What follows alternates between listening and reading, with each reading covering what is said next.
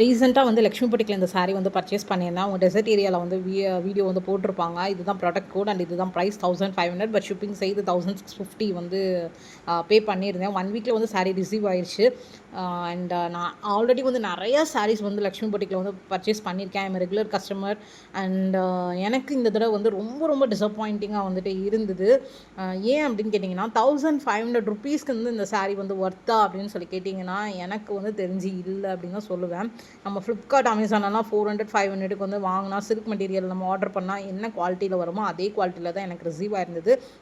And கலருமே அவங்க காமிச்சதுக்கு வந்து எனக்கு ரொம்ப டிஃப்ரெண்ட்டாக ரிசீவ் ஆன மாதிரி இருக்குது. என் வீட்டிலேயே வந்து ஒரே இடத்துல தான் நான் வந்து சாரியை வந்து வீடியோ எடுக்கிறேன். பட் முன்னாடி ஒரு கலரில் தெரிஞ்சிச்சு, இப்போ ஒரு கலரில் வந்து தெரியுது. ஸோ ஐ திங்க் வந்து அந்த கேமரா லைட்டிங் அவங்க யூஸ் பண்ணுறதுனால அந்த கலர் வந்து டிஃப்ரென்ஷியேஷன் ஆகுது அப்படின்னு நினைக்கிறேன். பட் எனக்கு வந்து கலர்லாம் எனக்கு இப்போதைக்கு வந்து பிரச்சனை கிடையாது. நான் ஃபியூஷியா பிங்க் நினச்சி வந்து மெஜந்தா பிங்க் நினச்சி ஆர்டர் பண்ணேன். பட் ரிசீவ் ஆனது பார்த்தீங்கன்னா வாடாமல்லி கலர் வந்து ரிசீவ் ஆயிருந்தது. நான் வீடியோட கிளிப் வந்து எண்டில் அட்டாச் பண்ணுறேன். அதுதான் எக்ஸாக்ட் கலர் லாஸ்ட்டில் வரும். எனக்கு இந்த ப்ரைஸ்க்கு இந்த குவாலிட்டி ஒர்த்தா அப்படின்னு கேட்டிங்கன்னா கண்டிப்பாக கிடையாது தான் சொல்லுவேன். பிகாஸ் நான் அவங்ககிட்ட வந்து அஃபோர்டபுளாக 400க்குலாம் பர்ச்சேஸ் பண்ணியிருக்கேன். ரொம்பவே சூப்பராக இருக்கும் குவாலிட்டி வைஸ். பட் இந்த தடவை வந்து நான் சூஸ் பண்ண மெட்டீரியல் மேபி தப்பாக இருக்குமோ அப்படின்ற மாதிரி இருக்குது. பட் நான் ரொம்ப டிசப்பாயிண்ட் ஆகிட்டேன்.